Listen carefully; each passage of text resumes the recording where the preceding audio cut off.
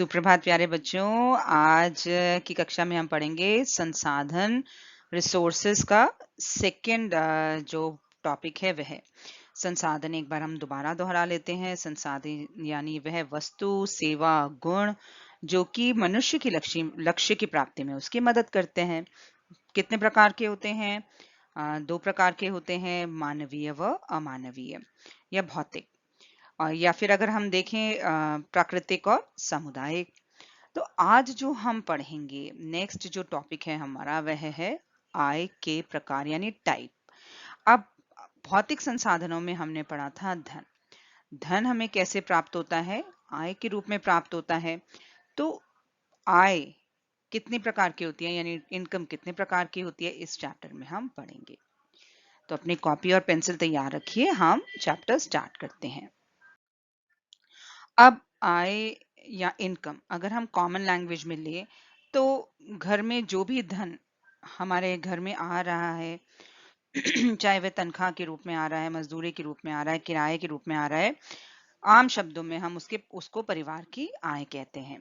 लेकिन पारिवारिक आय उससे कहीं बढ़िया जो है टर्म है और उसमें और भी बहुत सारे पॉइंट्स आते हैं जो कि इस चैप्टर में हम पढ़ेंगे।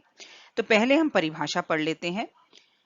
एक जन साधारण के लिए धन का अर्थ यानी आय है। जैसे कि मैंने आपको पहले भी बताया, यानी अगर हम ये कहें आय, अगर मैं कॉमनली किसी के सामने यूज करूं तो वो कहेगा कि परिवार में जो धन आ रहा है वो परिवार की आय है, जिसे मुद्रा नकद के रूप में प्राप्त किया जाता है।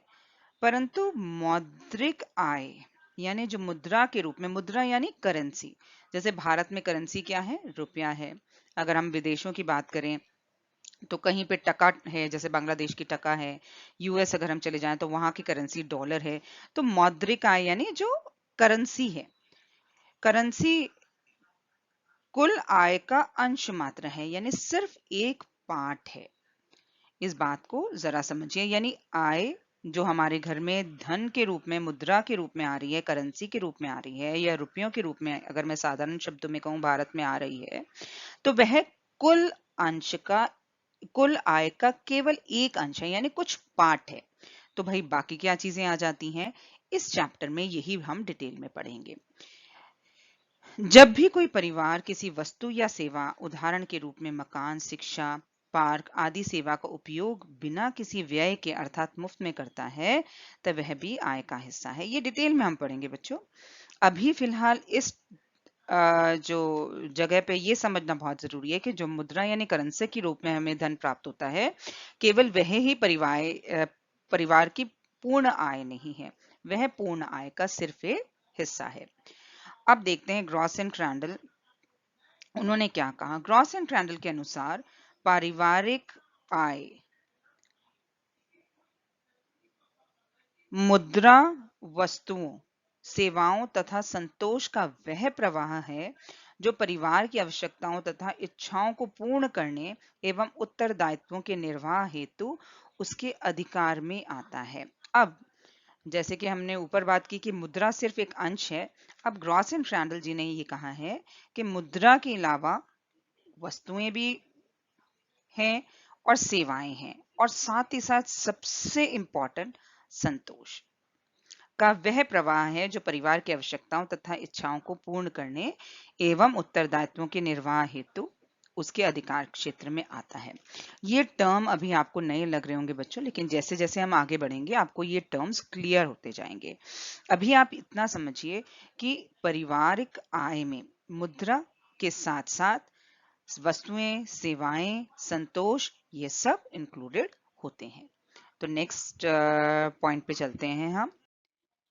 आय के प्रकार बहुत इंपॉर्टेंट है। आय के प्रकार, पारिवारिक आय में सबसे पहला तो मौद्रिक आय आ जाता है जो कि मुद्रा के रूप में हमें प्राप्त होता है। उसके बाद आ जाता है वास्तविक आय, और आत्मिक या मानसिक आय भी कई जगह पे आपको ये लिखा हुआ मिलेगा। अब इसमें से हम मौद्रिक आय तो सब जानते ही जानते हैं, वास्तविक और आत्मिक आय क्या है ये हम इस चैप्टर में पढ़ेंगे। लेकिन फिर भी हम सबसे पहले डिस्कस करते हैं मौद्रिक आय को, क्योंकि इसका कंसेप्ट आप सभी को है। मौद्रिक आय यानी मुद्रा के रूप में जो आय हमें प्राप्त होती है, किसी भी परिवार को प्राप्त होती है। तो ग्रॉस एंड ट्रेंडल ये क्या कहते हैं, मौद्रिक आय को ये कैसे परिभाषित करते हैं उसको हम पढ़ते हैं। ग्रॉस एंड ट्रेंडल के अनुसार मौद्रिक आय से तात्पर्य है क्रय शक्ति से है, जो मुद्रा के रूप में एक परिवार को निश्चित समय में प्राप्त होती है। साधारण शब्दों में निश्चित अवधि में परिवार को जो आय मुद्रा के रूप में प्राप्त होती है वह मौद्रिक आय है। यानी एक निश्चित अवधि के लिए जो भी आय मुद्रा के रूप में यानी करेंसी के रूप में एक परिवार को प्राप्त होती है मौद्रिक आय कहलाती है। उदाहरण के रूप में इसमें लिखा हुआ जैसे नौकरी से आय मिलती है। इसके अलावा मौद्रिक आय के विभिन्न स्रोत होते हैं बच्चों। कई बार आपके एग्जाम में 1 मार्क्स में या 2 मार्क्स में इस तरह का क्वेश्चन आ जाता है कि मौद्रिक आय कहाँ से प्राप्त होती है, उसके स्रोत लिखें। तो उसमें जनरल मिस्टेक आप क्या करते हो, आप लिख देते हो किराया, आप मजदूरी, एक ही चीज आप रिपीट करते रहते हो। तो वो अवॉइड करिए। इसमें मैंने लिखे हुए हैं, इसमें कम से कम 8 स्रोत लिखे हुए हैं जिसे आप लिख सकते हैं। पहला है मजदूरी, दूसरा है वेतन, तीसरा है किराया, चौथा है लाभ, बोनस, पैतृक संपत्ति, भत्ता या ब्याज। अब इसको हम समझते हैं। मजदूरी यानी दैनिक रूप से जो हमारा कार्य है उसके लिए जो वेतन हमें या उसके लिए जो पैसे हमें प्राप्त होते हैं मजदूरी कहलाती है। वेतन जहां मानसिक और शारीरिक दोनों तरह का श्रम होता है। मजदूरी ज्यादातर शारीरिक श्रम के अंतर्गत आती है, लेकिन वेतन में मानसिक और शारीरिक दोनों श्रम इंक्लूडेड किए जाते हैं। साथ में वेतन अधिकतर बंधे हुए समय का होता है, जैसे फॉर एग्जाम्पल मासिक वेतन प्राप्त होता है, यानी महीने के अंत में वो वेतन आपको प्राप्त होता है। जबकि मजदूरी जो है वो दैनिक रूप से प्राप्त हो जाती है, कई जगहों पे 2 दिन की, कई जगहों पे 15 दिन की मिलती है, लेकिन वेतन ज्यादातर महीने के हिसाब से मिलता है।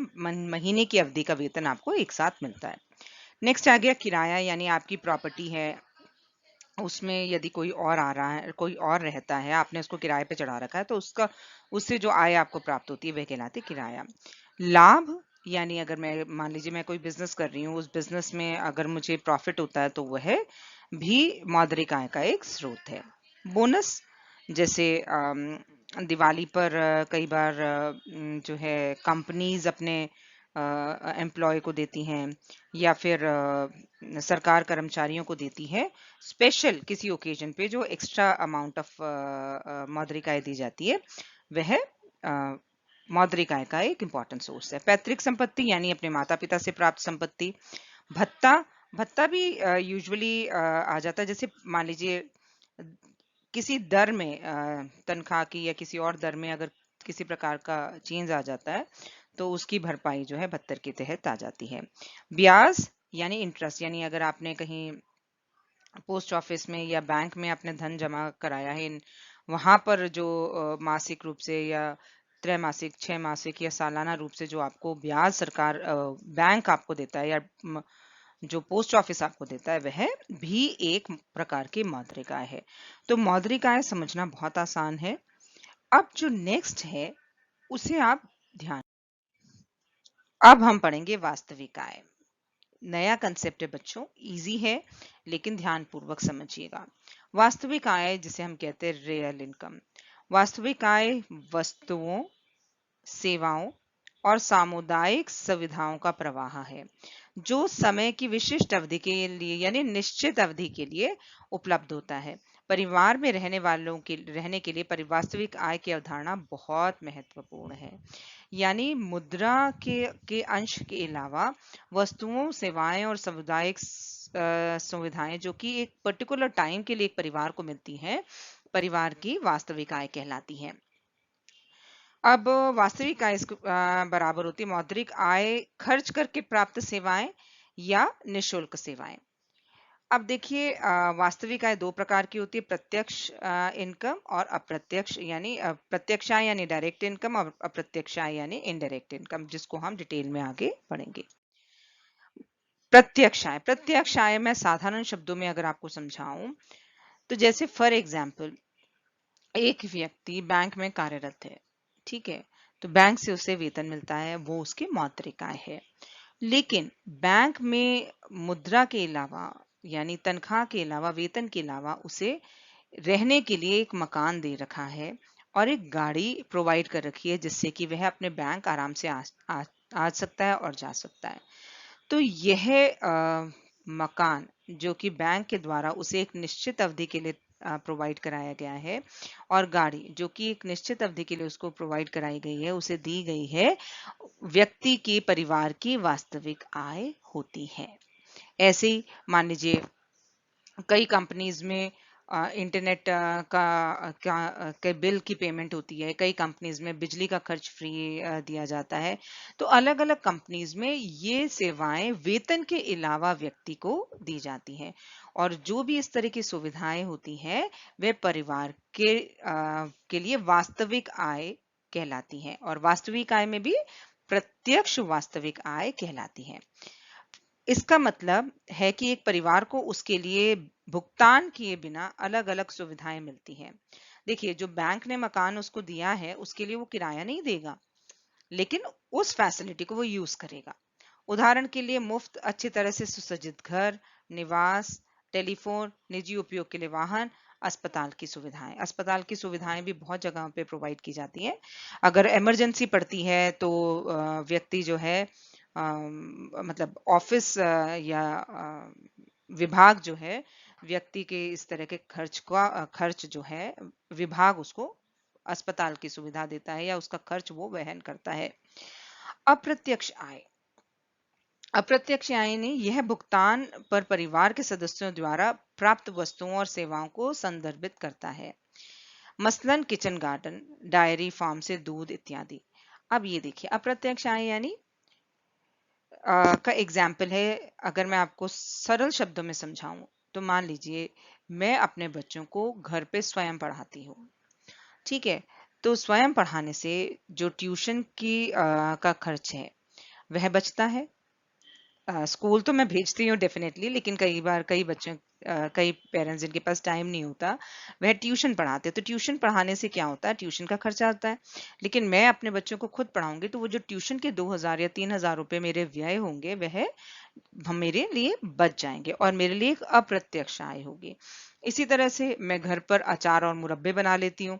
तो अचार और मुरब्बे बनाऊंगी तो बाजार से जो अचार और मुरब्बे मैं धन का व्यय करके या पैसे का व्यय करके लेकर आती थी वह मुझे नहीं वह मेरा बच जाएगा और मेरा अप्रत्यक्ष आय का एक स्रोत कहलाएगा। साथ ही मान लीजिए मैं एक बड़े से घर में रहती हूँ, उसके अंदर पीछे बहुत सारी कच्ची जगह है जहाँ पे मैं टमाटर, प्याज और ऐसे बहुत सारी सब्जियां उगाकर किचन गार्डन बना लेती हूँ। तो बाजार से मुझे सब्जियां नहीं लानी पड़ेंगी। तो वह जो धन सब्जियों पे मेरा व्यय होता वह बच जाएगा और अप्रत्यक्ष आय के रूप में वह मेरी एक आय हो जाती है, वास्तविक आय।